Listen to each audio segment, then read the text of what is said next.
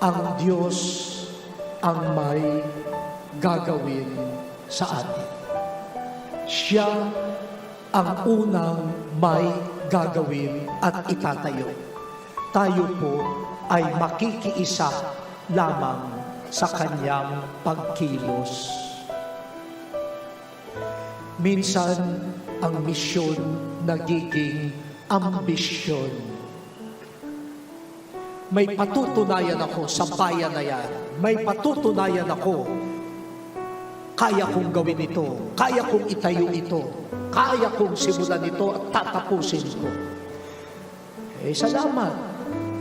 Pero ang tunay na misyon ay makiisa ka kaya sa itinatayo ng Diyos. Baka yung itinatayo mo, hindi naman yan ang gustong itayo ng Diyos.